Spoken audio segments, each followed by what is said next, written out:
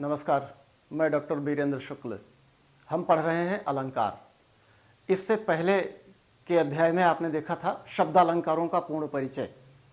सारे भेदों और उपभेदों के साथ शब्दालंकार आपने देख लिया है। आज हम पढ़ेंगे अर्थालंकार। देखें, जहां अर्थ में चमत्कार उत्पन्न हो वहां अर्थालंकार होता है। अर्थ के माध्यम से जहां विशेषता प्रकट हो, कविता में जहां अर्थ के माध्यम से कोई विशेषता प्रकट हो, चमत्कार उत्पन्न हो, वहां पर अर्थालंकार होता है। अब देखें कि अर्थालंकार का जो प्रमुख अलंकार है वो है उपमा अलंकार। उपमा अलंकार की परिभाषा क्या है? जहां दो भिन्न वस्तुओं में रूप और गुण की समानता के कारण तुलना या समानता की जाए वहां उपमा अलंकार होता है। यह है उपमा अलंकार की परिभाषा। जहां दो भिन्न वस्तुओं में रूप और गुण की समानता के कारण तुलना या समानता की जाए वहां पर उपमा अलंकार होता है। जैसे मान लीजिए कि आपके कमरे में बल्ब चमक रहा है। आपने कहा कि बल्ब सूरज के समान चमकदार है। हो गई उपमा।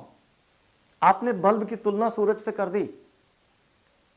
आपने कह दिया कि मुख चंद्रमा के समान सुंदर है। हमारे प्राचीन कवि नायिकाओं के सौंदर्य की तुलना, उनके मुख चेहरे की सुंदरता की तुलना चंद्रमा से किया करते थे। तो कहते थे मुख चंद्रमा के समान सुंदर है।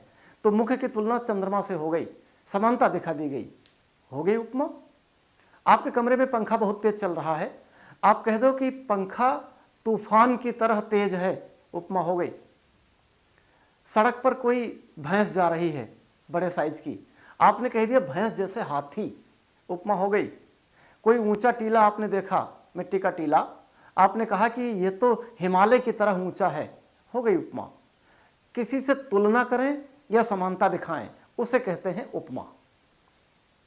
आगे बढ़ते हैं। इसके वाचक शब्द, वाचक माने प्रकट करना। इसके वाचक शब्द क्या होते हैं? सम, समान, सरिस, सा, सी, से, यू, ज्यों, जैसे आदि। ये शब्द कविता में आते हैं। किसी भी कविता में जब आप अलंकार ढूंढोगे तो सा, सी, से, सम, सरिस, समान, यू, जैसे, ये अगर शब्द आ जाएं तो आप समझ लेना कि इसमें उपमा अलंकार है। ये वाचक शब्द हैं। वाच माने वाणी, बोलिए, बोलते हैं स्वयं कि मैं यहां उपमा है, यहां उपमा है। बस आपको इनके संकेतों को ग्रहण करना है, पकड़ लेना है। आगे बढ़ते हैं। इसके 4 अंग हैं। उपमा अलंकार के 4 अंग होते हैं। नंबर 1 उपमेय, जिसकी तुलना की जाए। नंबर 2 उपमान, जिससे तुलना की जाए। नंबर 3 साधारण धर्म, वह गुण जिसके आधार पर तुलना हो। और नंबर 4 वाचक, वह शब्द जो तुलना या समानता प्रकट करे। ये 4 अंक हैं। फिर से देखिए, 4 अंग हैं। उपमेय, उपमान, साधारण धर्म, वाचक। उपमेय वह है जिसकी तुलना की जाए। मान लीजिए कि आपके कमरे में बल्ब जल रहा है। आपने कहा कि बल्ब सूरज के समान चमकदार है, तो बल्ब हो गया उपमेय। और जिससे तुलना की जाए, सूरज, सूरज हो गया उपमान। याद रखिएगा कि उपमान हमेशा बड़ा और प्राकृतिक तत्व होता है, वो उपमान होता है। तो बल्ब सूरज के समान चमकदार है, बल्ब हो गया उपमेय, सूरज हो गया उपमान। देखिए, यहां पर बल्ब की समानता जरूर सूरज से दिखाई जाती है, लेकिन बड़ा कौन हुआ? सूरज, इसलिए उससे समानता दिखाई गई है। तो बल्ब हो गया उपमेय, सूरज हो गया उपमान। अब बल्ब सूरज के समान चमकदार है, समान हो गया वाचक। ये देखिए, आपने वाचक लिखा है ना, सम, समान, सरिस, सा, सी, से। तो समान जहां आ गया, समान हो गया वाचक, क्योंकि समान शब्द ही दिखा रहा है कि कहां तुलना हो रही है, कहां समानता दिखाई जा रही है। और चमकदार शब्द है साधारण धर्म, क्योंकि बल्ब का भी धर्म है चमकना और सूरज का भी धर्म है चमकना, इसलिए चमकना साधारण धर्म हो गया। तो इस तरह से हमने एक गद्यात्मक वाक्य में देखा है, बल्ब सूरज के समान चमकदार है, यह एक गद्यात्मक वाक्य है। याद रखिएगा कि उपमा अलंकार हम कविताओं में तलाशेंगे। हमने आपको सरल शब्दों में प्रकट करने के लिए यह बात कही है। तो आपने देखा कि उपमा अलंकार की परिभाषा, जहां दो भिन्न वस्तुओं में रूप और गुण की समानता के कारण तुलना या समानता दिखाई जाए वहां उपमा अलंकार होता है। इसके वाचक शब्द सा, सी, से, सम, सरिस, यू, ज्यों आदि हैं। इसके 4 अंग होते हैं: उपमेय, उपमान, साधारण धर्म और वाचक। अब घबराइएगा नहीं कि परिभाषा बता दो और उदाहरण बता दो, आगे बढ़ जाओ, ऐसा नहीं है। उपमा को आप तब तक नहीं समझ सकते जब तक कि उसके अंगों को नहीं समझोगे। उपमेय, उपमान, साधारण धर्म और वाचक। आप इसको समझ लेंगे तो तमाम अलंकार, कई अलंकार, अर्थालंकार आपको क्लियर हो जाएंगे। अगर इसे नहीं समझेंगे तो हमेशा फंसे रहेंगे, इसलिए इसकी बारीकी को निकाल लीजिए। अब उदाहरण लेते हैं। पहला उदाहरण देखिए, मुख मयंक सम मंजू मनोहर। ये किसी कविता की लाइन है, मुख मयंक सम मंजू मनोहर। इसका मतलब हुआ मयंक माने चंद्रमा, मुख चंद्रमा के समान, मंजू मनोहर माने सुंदर। मुख चंद्रमा के समान सुंदर है, कविता में प्रकट किया गया है मुख मयंक सम मंजू मनोहर। तो ये इसमें उपमा अलंकार है। क्यों? क्योंकि ये वाचक बता रहा है सम, यहां सम आ गया, समान। उपमा तुलना या समानता दिखाई जा रही है। दूसरा उदाहरण देखिए, पीपर पात सरिस मंडोला। ये रा है सरिस, पीपर पात सरिस मंडोला, ऐसे पीपर पात सरिस मंडोला रामचरितमानस की है। अस मन गुनय राव नहीं बोला, पीपर पात सरिस मंडोला। लेकिन हमें एक ही लाइन से तात्पर्य निकालना है, पीपर पात सरिस मंडोला, इसी में उपमा है। कहाँ है? सरिस बता रहा है, ये है वाचक, और मन है उपमेय। पीपर पात है उपमान, ये दोनों मिलाकर के उपमान बना। और सरिस है वाचक, सरिस बता रहा है वाचक। और डोलना ये है धर्म, साधारण धर्म।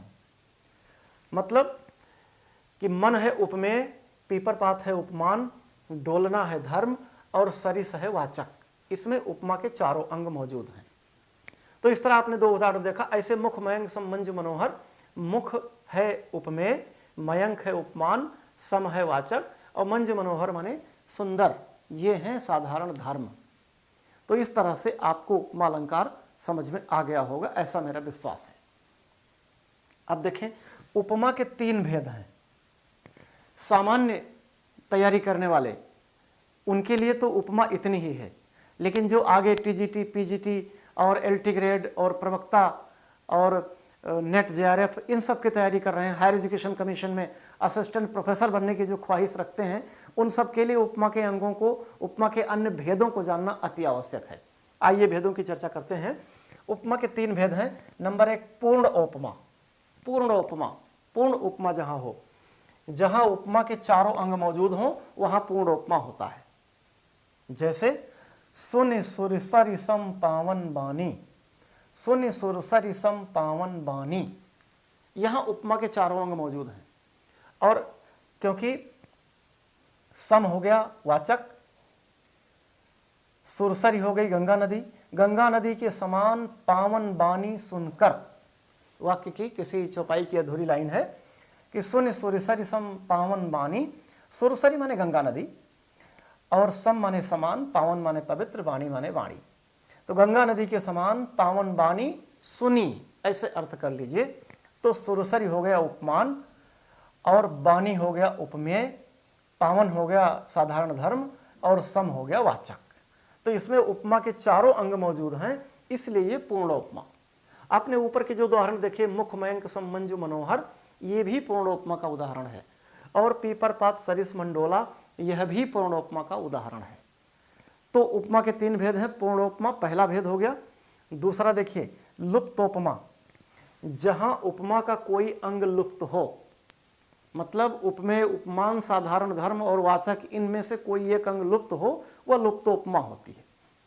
देखो, उपमेय उपमान तो होगा, कभी कभार लुप्त हो जाता है। आइए हम देखते हैं जहां उपमा का कोई अंग लुप्त हो। जैसे नीरज सरिस नयन रघुबर के, नीरज जो पानी में उत्पन्न होता हो, नीरज कमल, सरिस माने समान, नयन रघुबर के, रघुबर के नयन, राम के नयन कैसे हैं? कमल के समान हैं। अब देखिए यहां पर नीरज कमल हो गया, सरिस नयन रघुबर, नयन रघुबर तो हो गया उपमेय और नीरज हो गया उपमान, सरिस हो गया वाचक। अब इसमें लुप्त क्या है? धर्म। ये बताया गया है कि राम के नयन नीरज के समान है, कमल के समान है, लेकिन कैसे हैं? लाल हैं, पीले हैं, नीले हैं, ये नहीं बताया गया। तो इसलिए यहां पर लुप्त है धर्म, इसलिए ये लुप्तोपमा का उदाहरण है। तीसरा देखिए मालोपमा। मालोपमा माने माला के समान जहां उपमान हो। उदाहरण परिभाषा देखिए, जहां एक उपमेय के लिए अनेक उपमान हो, एक उपमेय के लिए अनेक उपमान हो, माला की तरह गुंथे हों, क्रम से चले आ रहे हों, वहां पर मालोपमा होती है। जैसे हिरनी से, मीन से, सुखंजन समान चारु, अमल कमल से बिलोचन तिहारे हैं।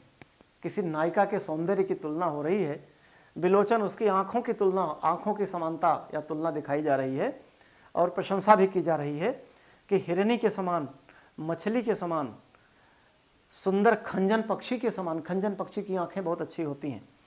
चारु माने सुंदर, अमल कमल से, और सुंदर अमल कमल जिसमें कोई निष्कलंक कमल, जिसमें बिल्कुल पवित्र कमल के समान तुम्हारी आंखें हैं। मतलब हिरनी के समान, मछली के समान, खंजन पक्षी के समान और अमल कमल के समान तुम्हारी आंखें हैं। मतलब एक उपमेय के लिए कई उपमान दिए जाएं, वहां मालोपमा होती है। तो आपने देखा पूर्णोपमा, लुप्तोपमा, मालोपमा, ये हो गया उपमा अलंकार। अब आगे बढ़ते हैं, रूपक की चर्चा हम लोग करते हैं। उपमा अर्थालंकारों की धुरी है। अगर आपने उपमा अलंकार समझ लिया तो फिर आगे आपको कोई दिक्कत नहीं होगी और आप सारे अलंकार समझते चले जाएंगे। और आपने कहीं उपमेय, उपमान, साधारण धर्म और वाचक से घबराए तो मामला फिर अच्छा नहीं रहेगा, बात क्लियर नहीं होगी। इसलिए इन्हें ठीक से बिल्कुल कंफर्म कर लीजिए। दूसरा आइए, रूपक। रूपक अलंकार परिभाषा आप सब जानते हैं, जहां उपमेय में उपमान का अभेद आरोप हो, जहां कोई भेद ना हो, अभेद आरोप हो वहां रूपक अलंकार होता है। जहां उपमेय में उपमान का अभेद आरोप हो, कोई भेद ना हो, भेद रहित आरोप हो, वहां पर रूपक अलंकार होता है। उदाहरण देखिए, उदाहरण मुख चंद्र तुम्हारा देख सखे मन सागर मेरा लहराता। बहुत प्यारी पंक्तियां हैं ये। मुखचंद्र तुम्हारा देख सखे मन सागर मेरा लहराता, बहुत बढ़िया रूपक है। मुखचंद्र में रूपक, मन सागर में रूपक। और रूपक की एक और छोटी सी पहचान है, हालांकि ज़्यादा इस पर भरोसा नहीं करना है, कि बीच में योजक चिन्ह होता है, जैसे आप डैश बोलते हैं अंग्रेजी में। तो ये मुखचंद्र तुम्हारा देख सके, लेकिन उपमा में भी ये डैश होता है। आपको अपने विवेक से उपमा और रूपक की पहचान करनी है। तो मुखचंद्र तुम्हारा देख सके मन सागर मेरा लहराता। हे सखे, किसी मित्र को संबोधित किया गया है कि तुम्हारे मुख रूपी चंद्रमा को देखकर मेरा मन रूपी सागर लहरा उठता है। आप जानते हैं कि चंद्रमा की चांदनी से समुद्र में ज्वार आ जाता है। तो बहुत खूबसूरत पंक्तियां कवि ने बहुत सुंदर भावों को इन शब्दों में बांधा है कि हे मित्र, तुम्हारे मुख रूपी चंद्र को देखकर मेरे मन रूपी सागर में ज्वार आ जाता है, मेरा मन रूपी सागर लहर उठता है। तो यहाँ मुख रूपी चंद्रमा और मन रूपी सागर, यहाँ मन और सागर में कोई भेद नहीं है। मन है उपमेय, सागर है उपमान। अगर मन सा सी से ये होता तो उपमा हो जाता। ऐसे ही मुख है उपमेय, चंद्र है उपमान, और दोनों बराबर हैं, कोई भेद नहीं है। मुख रूपी चंद्रमा, मन रूपी सागर, इसलिए यहां पर रूपक अलंकार है। एक दूसरा उदाहरण आपको बताता हूं, चरण कमल बंदों हरिराई। चरण कमल बंदों हरिराई, चरण कमल बंदों हरिराई। अब चरण कमल यहां पे रूपक है। कमल, चरण रूपी कमल रूपी चरणों की मैं वंदना करता हूं, यहां पर रूपक अलंकार है। और आपको रूपक बहुत से मिल जाएंगे। अंबर पनघट में डुबो रही तारा घट उषा नागरी, बीती विभावरी जागरी, प्रसाद जी की पंक्तियां। तो अंबर पनघट में डुबो रही तारा घट उषा नागरी, तीन तीन रूपक आपको वहां मिल रहे हैं। तो रूपक आपको कविताओं में ढेर सारे मिल जाएंगे, बस आपको समझने की जरूरत है कि जहां उपमेय में उपमान का भेद रहित आरोप हो, मतलब उपमेय उपमान दोनों बराबर हो, कोई अंतर ही ना हो, वहां पर रूपक अलंकार होता है। अब देखिए इसके भेदों की भी हम चर्चा कर लेते हैं, क्योंकि जो बड़े प्रतियोगितात्मक परीक्षाएं होती हैं उसमें इनके भेद जरूर पूछे जाते हैं। आइए इसके भेद देखते हैं कि इसके 3 भेद हैं, रूपक के 3 भेद हैं। नंबर 1 सांग रूपक। सांग रूपक, सांग मतलब स अंग, संधि विच्छेद कर दीजिए। जिस शब्द का अर्थ न क्लियर हो तुरंत उसका पोस्टमार्टम कर दीजिए, संधि विच्छेद कर दीजिए। स प्लस अंग, अंगों के साथ, स माने साथ, तो अंगों के साथ जहां रूपक हो वह वो सांग रूपक होता है। इसकी परिभाषा हम लिखेंगे कि जहां अंगों सहित उपमेय उपमान का अभेद आरोप हो, जहां अंगों सहित उपमेय उपमान का अभेद आरोप हो। मतलब जहां अंगों सहित उपमेय उपमान का अभेद आरोप हो, वहां पर अंग वही उपमेय उपमान साधारण धर्म और वाचक, जहां सारे लोग हों, इनका अभेद आरोप किया जाए, वहां पर सांग रूपक होता है, मतलब अंग सहित रूपक। उदाहरण देखिए, जैसे बहुत बढ़िया दोहा है, उदित उदय गिरि मंच पर रघुबर बाल पतंग, बिकसे संत सरोज सब, बिकसे संत सरोज सब, हर्षे लोचन भृंग, हर्षे लोचन भृंग। अब देखें बहुत प्यारा दोहा है, उदित उदय गिरि मंच पर रघुबर बाल पतंग, बिकसे संत सरोज सब, हर्षे लोचन भृंग। बात उस समय की है जब सीता का स्वयंवर रचा जा रहा था, जब कोई भी राजा धनुष को उठा नहीं पाया, तब अंत में अब गुरु विश्वामित्र ने राम को प्रेरित किया कि उठो राम भंजहु भवचापा, मेटो तात जनक परितापा। और उससे पहले राजा जनक जब कोई धनुष नहीं उठा पाया तो राजा जनक परेशान हो गए थे, और उन्होंने कह दिया था सारे राजाओं को धिक्कारते हुए कि तजहु आस निज निज गृह जाहु, लिखा न विधि वैदेहि बियाहु। तब विश्वामित्र राम से कहते हैं कि उठो राम भंजहु भवचापा, मेटो तात जनक परितापा। तब श्री राम उठे और उनका वर्णन है कि उदित उदय गिरि मंच पर रघुबर बाल पतंग, पतंग माने सूर्य, सूरज, बाल पतंग उगता हुआ सूर्य, बाल सूर्य।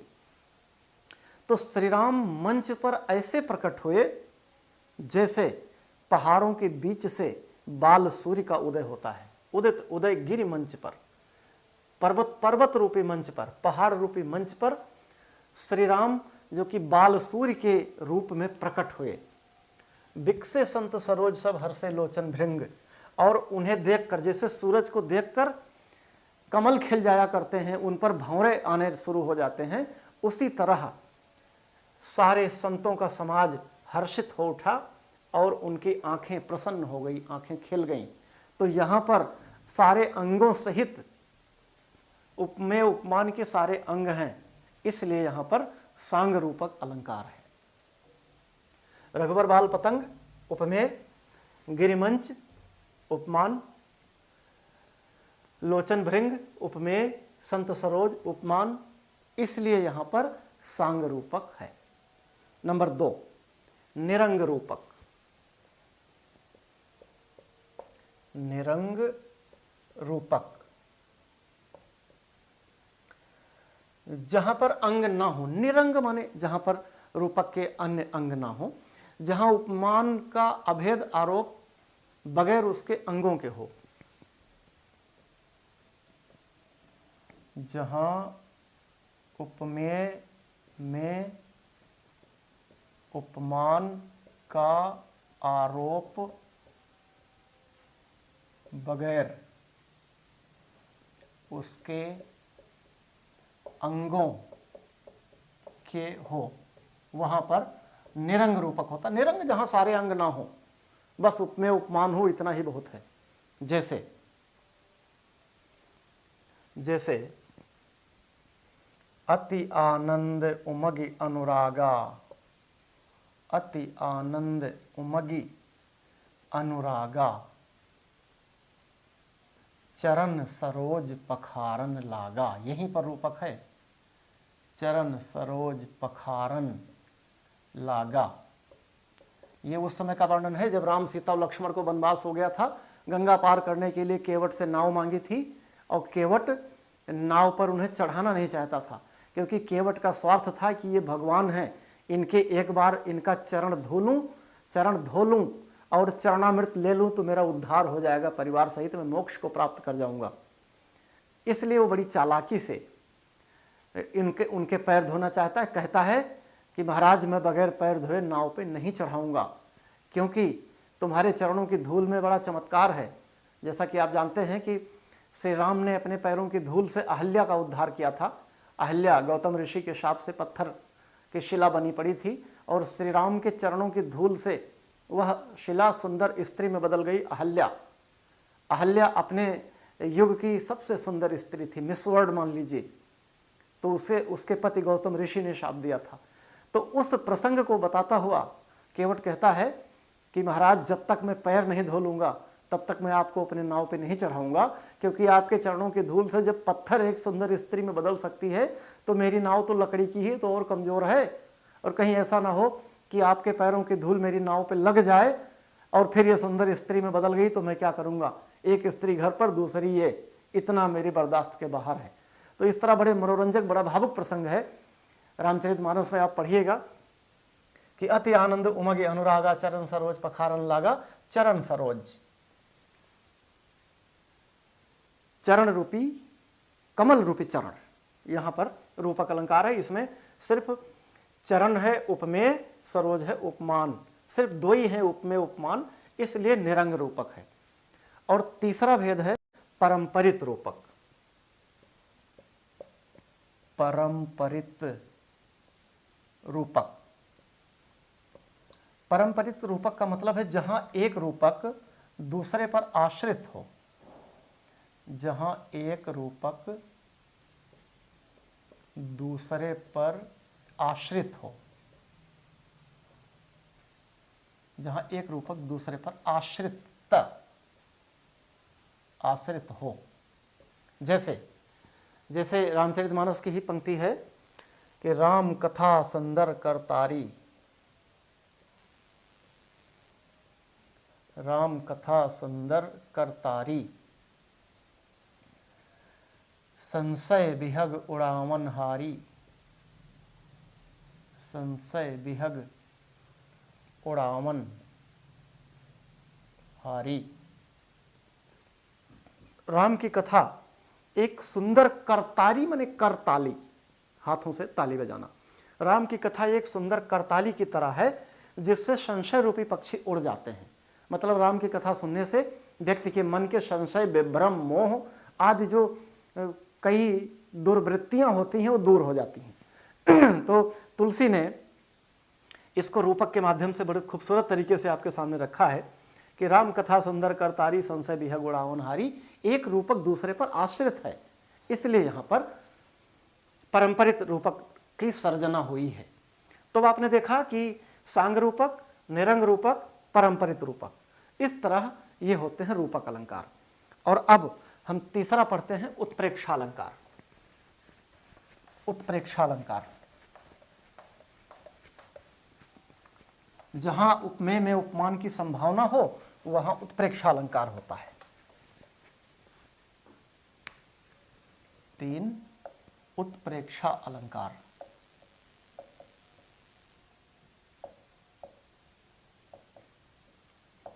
इसकी परिभाषा है जहां उपमेय में उपमान की संभावना हो वहां उत्प्रेक्षालंकार होता है। इसके वाचक शब्द वाचक से आपको बहुत आसानी हो जाएगी, तुरंत पकड़ लेंगे इसमें उत्प्रेक्षा है। इसके वाचक शब्द जनु, जनो, जानो, मनु, मनो, मानो, जानहु, मानहु, जनहु, मनहु, इतने हैं आदि, ये प्रमुख आते हैं। अब आपने क्या अब तक उत्प्रेक्षा अलंकार के वाचक आपने पढ़े हैं, जन, जानो, मन, मानो। थोड़ा सा इसे और बढ़ा लीजिए, ये होंगे जन, जनो, जानो, मनु, मनो, मानो, जानहु, मानहु, जनहु, मनहु आदि। इतने शब्द जहां कविता में आ जाएं वहां समझ लेना इसमें उत्प्रेक्षा अलंकार है। जैसे उदाहरण देखिए, बहुत अति, बड़ा आसान उदाहरण आपको बताता हूं। अति कटु वचन कहत कैकेयी मानहु लोन जरे पर देई। अति कटु वचन कहत कैकेयी मानो लोन जरे पर देई। कैकेयी इतना कठोर वचन बोल रही है मानो जले पर नमक छिड़क रही हो। लोन नमक, मानो आ गया, मानो संभावना की जा रही है। तो ये मानो आपके वाचक में है, मानो देखकर तुरंत मार दीजिए उत्प्रेक्षा अलंकार। एक दूसरा उदाहरण आपको देता हूं, ये पहला हो गया, दूसरा दादुर धुनि चहु दिशा सुहाई। दादुर धुनि चहु दिशा सुहाई। ये दिशा में सड़क वाला सा है, दंत सा है, इसलिए चूंकि ये अवधि का है इसलिए परेशान मत होइएगा। दादुर धुनि चहु दिशा सुहाई, वेद पढ़हि जनु बटु समुदायी। तुलसी लिखते हैं कि दादुर धुनि चहु दिशा सुहाई, वेद पढ़हि जनु बटु समुदायी। दादुर माने मेढक, मेढकों की आवाज चारों दिशाओं में इतनी सुहावनी लग रही है मानो वेद पढ़हि जनु बटु समुदायी, ब्रह्मचारियों का समुदाय मानो एक स्वर से वेद का पाठ कर रहा हो, ऐसे मेढक बोल रहे हैं। वर्षा काल का चित्रण करते हुए कवि लिखता है। और आपको उत्प्रेक्षा के ढेरों उदाहरण मिल जाएंगे। तो ये हुआ उत्प्रेक्षा। एक और उदाहरण आपको देता हूं, फूले कास सकल महि छाई। फूले कास सकल महि छाई, जनु वर्षा ऋतु प्रकट बुढ़ाई। बुढ़ाई, फूल एक कास। कास एक प्रकार की घास होती है जिसे कभी कभी कांस भी कह देते हैं, कास, और उसमें फूल आ जाते हैं करीब सितंबर में। तो उससे ये प्रकट होता है कि ये वर्षा आगे नहीं होगी। तो फूले कास सकल महि छाई, सारी पृथ्वी पर कास फूल गए हैं। ऐसा लग रहा है मानो वर्षा ऋतु बूढ़ी हो गई हो, एक संकेत मिल रहा है। यहाँ आपको जनु मिल गया, जहाँ जनु मिल जाए यहाँ भी जनु मिल गया, यहाँ मानो मिल गया। ये देखिए जन जनो जानो, मन मनो मानो, जानो मानो, जनो मनो, ये सब उत्प्रेक्षा अलंकार हैं। अब देखें उत्प्रेक्षा के भी इसके तीन भेद हैं। तीन भेद हैं। नंबर एक वस्तुत्प्रेक्षा, वस्तुत्प्रेक्षा। नंबर दो हेतुत्प्रेक्षा, और नंबर तीन फलोत्प्रेक्षा। ये तीन प्रमुख भेद हैं, वस्तुत्प्रेक्षा, हेतुत्प्रेक्षा, फलोत्प्रेक्षा। वस्तुत्प्रेक्षा का मतलब है सोहत ओढ़े पीत पटु श्याम सलोने गात, मनोह नीलमणि शैल पर आतप पर्यो प्रभात। सीधे सीधे जहां संभावना की गई हो। हेतु उत्प्रेक्षा, जहां हेतु ना हो उत्प्रेक्षा, फिर भी जबरदस्ती उत्प्रेक्षा की जा रही हो। जैसे भारतेंद्र की वो पंक्तियां, तरन तनोजा तट तमाल तरवर बहु छाए, झुके कूल सो जल परसन हित मनोह सुहाए। तो नीचे वाली लाइन में बहुत सुंदर उत्प्रेक्षा है।